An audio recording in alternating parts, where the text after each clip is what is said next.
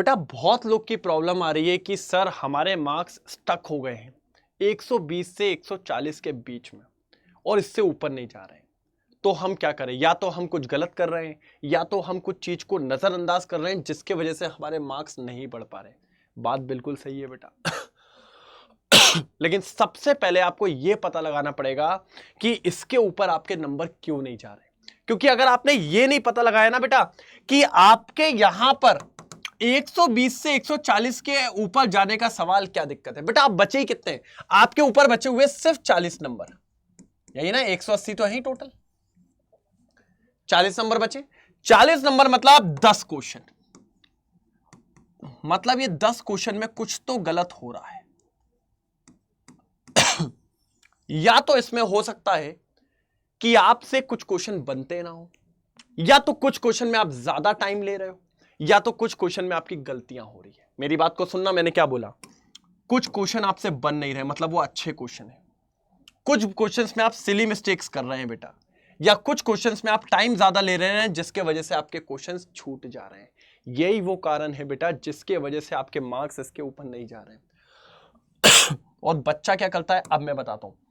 Marks आए 135 number आए, मुझे और पढ़ना चाहिए, मुझे और पढ़ना चाहिए, मुझे और पढ़ना चाहिए। उसने फिर से अपनी कॉपी खोली, कौन सी? क्लास कॉपी, और उसने फिर पढ़ना चालू कर दिया। वही सवाल लगाना चालू कर दिया। भाई तुमने पढ़ रखा है, तुमने पूरा कोर्स पढ़ रखा है, हो सकता है कुछ टॉपिक वीक हो, बाकी सब पढ़ रखा है, तभी आप आराम से हर टेस्ट में ये नंबर लेके आप आ रहे हो। दिक्कत पढ़ाई में नहीं है, दिक्कत कहीं और है। दिक्कत क्या है वही मेरे को आपको बताना है सर।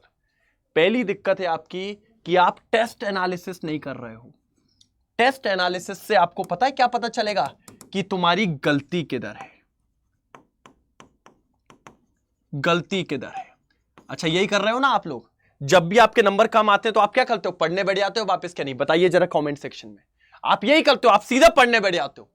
भाई आप पहले देखो तो कि गलत क्या हुआ है, टेस्ट एनालिसिस करके देखो। इस टेस्ट एनालिसिस में आपको पता चलेगा कि आपकी कॉन्सेप्ट वाली गलती थी कि आपने भाई सिली मिस्टेक कर दी।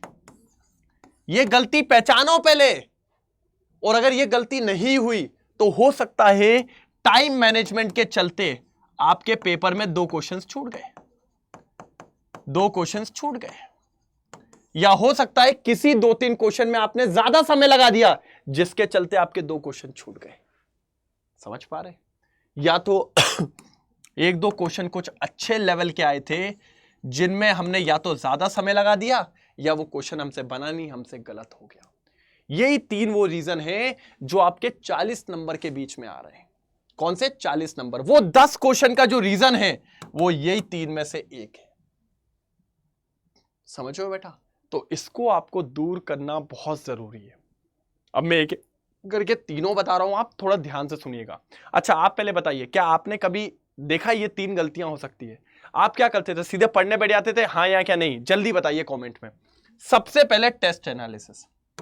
आप पहले अपनी गलती देखो, आप पहले अपनी गलती देखो क्या है, कहां गलती हो रही है और क्या गलती हो रही है। क्या आपको कोई कॉन्सेप्ट मिस्टेक हो गई क्या आपसे? अगर कॉन्सेप्ट मिस्टेक हुई है आपसे तो जाइए उस कॉन्सेप्ट को फिर से तैयार करिए, कॉन्सेप्ट क्लियर करिए, आपकी वो मिस्टेक दूर हो जाएगी। पहला तो यह तरीका होता है और यह तुरंत उसी दिन करना होता है। या फिर आपने कर दिया बेटा सिली मिस्टेक, जल्दबाजी में माइनस का प्लस कर दिया कहीं पर, अरे मेरे को याद रखना था ये स्पेक्ट्रल लाइंस में टोटल नहीं लेना था, मैंने टोटल ले लिया। तो ये आपकी सिली मिस्टेक्स, आपको आता था लेकिन जल्दबाजी में आप गलती कर गए बेटा। और ये सिली मिस्टेक्स के चलते ये आपको नोट डाउन करना पड़ेगा आपकी मिस्टेक कॉपी में। और जब आप अगला टेस्ट दो तो बेटा उससे पहले ये देखो कि मैं ये गलती करता हूं, क्योंकि जब आप अपने दिमाग को पहले ही 1 घंटे पहले बताओगे ये गलती नहीं करना तुझे, ये गलती नहीं करना, तो तुझे याद आ जाएगा ये गलती तुझे नहीं करना है। और ये अगर एलिमिनेट हो गई, ये तूने एलिमिनेट कर दिया, तो तेरे नंबर्स तेरे को खुद देखेगा कि बढ़ रहे हैं, बढ़ रहे हैं। तो ये पहली चीज जो तुझे फॉलो करनी है। अब दूसरी चीज पे आते हैं, टाइम मैनेजमेंट।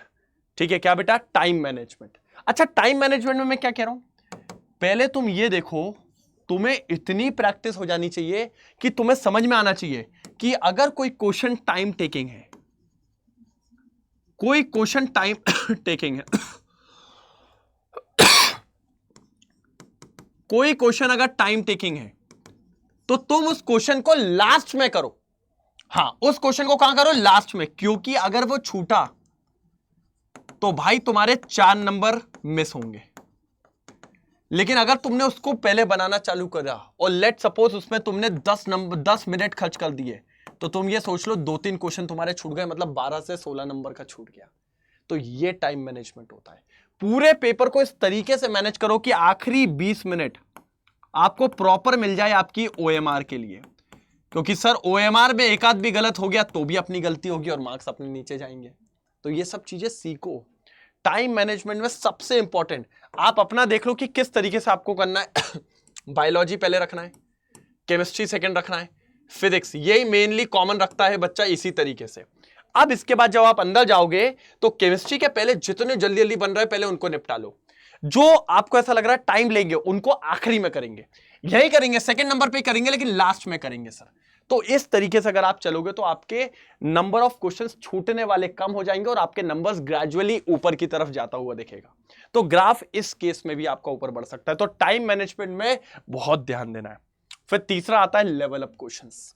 बेटा ये वो क्वेश्चंस होंगे मैं आपको कहता हूं पेपर में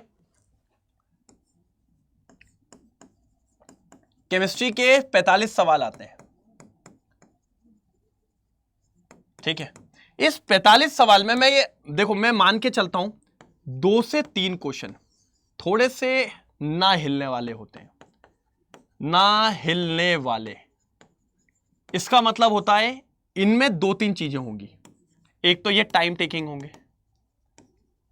ठीक है, थोड़ा सा लैंग्वेज प्रॉब्लम भी करेंगे कि बोल कुछ रहा होगा, ठीक है, समझ में कुछ आ रहा होगा, और ये भी होगा कि थोड़ा सा कैलकुलेटिव पार्ट भी हो सकता है इसमें ज्यादा हो, ठीक है। ऐसा कुछ होगा कि जो आपको प्रेशर में ले आए। काय में ले आए बेटा? प्रेशर में। तो इन क्वेश्चन से डील करने का तरीका, इन क्वेश्चन को जल्दी करने का तरीका तभी होगा जब आप इन क्वेश्चन की प्रैक्टिस करेंगे। तो आपको बेसिकली अभी थोड़ी थोड़ी आपको प्रैक्टिस चालू कर देनी है। किसको लेके बेटा? अच्छे क्वेश्चंस को। मतलब मैं ये नहीं कह रहा हूं कि पूरा आप लेवल अप के पीछे पड़ जाओ, लेकिन अच्छे क्वेश्चंस की प्रैक्टिस आपको करनी पड़ेगी।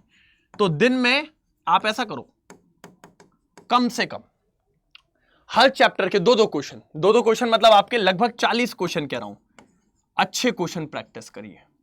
ये थोड़े से लेवल वाले होते हैं। अब आप इसमें जेई मेंस भी मान सकते हैं, है ना, इस तरीके के ले सकते हैं, एम्स के क्वेश्चंस आप ले सकते हैं।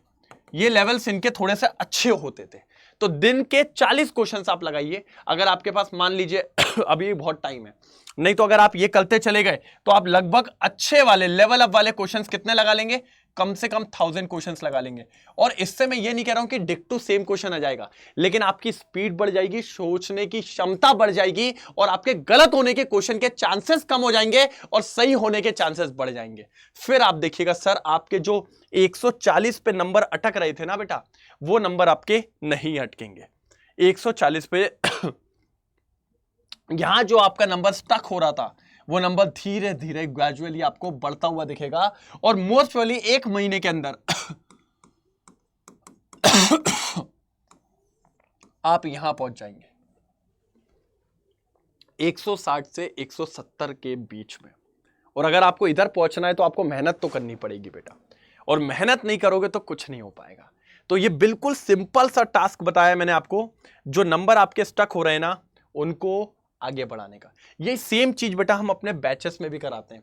बच्चों को ये बताते हैं कि आपकी मिस्टेक्स कहां हो सकती है। हमारे डीपीपीस वगैरह सब में लेवल अप प्रैक्टिस क्वेश्चंस भी होते हैं कि आपको कोई क्वेश्चन ऐसा मिले तो बन जाएगा। तो बेटा आपको यही याद रखना है। हमारा साल्ती बैच, बेटा ये बैच हमारा पिछले महीने चालू हुआ था, और अभी बेसिकली आपका क्या हो रहा है बेटा, ये मान के चलिए हैप्पी न्यू ईयर ऑफर चल रहा है।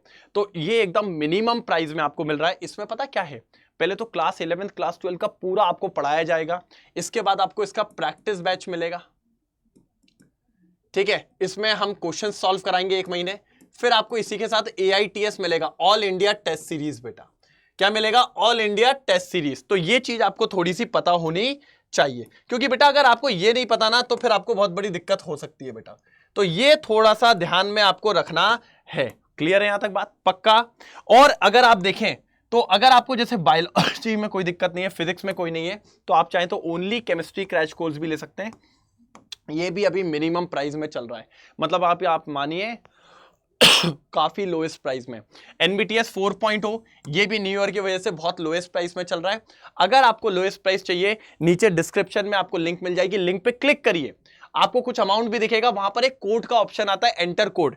जैसे ही आप वहां पे हेमंत कोड लगाएंगे आपको सबसे लोएस्ट प्राइस मिलेगा। अभी जो प्राइस दिख रहा है जैसे आप वहां क्लिक करेंगे आपको उससे भी कम प्राइस मिलेगा। अगर कोई डाउट हो इस नंबर पे कॉल कर लीजिए, ये आपको पूरी चीज बता भी देंगे और मेरा कोड लगवा के आपको आसानी से एनरोल करवा देंगे। तो बेटा लेट नहीं होना है, क्योंकि अब कुल मिला के आपके पास बचे हैं 4 महीने। तो अगर अभी भी आप एनरोल नहीं कर रहे हैं बेटा तो बहुत बड़ी दिक्कत हो सकती है। तो फटाफट से एनरोल करिए, टीम के साथ कोशिश करिए कि 2026 में हम सिलेक्शन लेके जाएं और ये हमारा लास्ट नीट हो। तो एक बार सब लोग लिखेंगे #लास्ट नीट। Okay, done.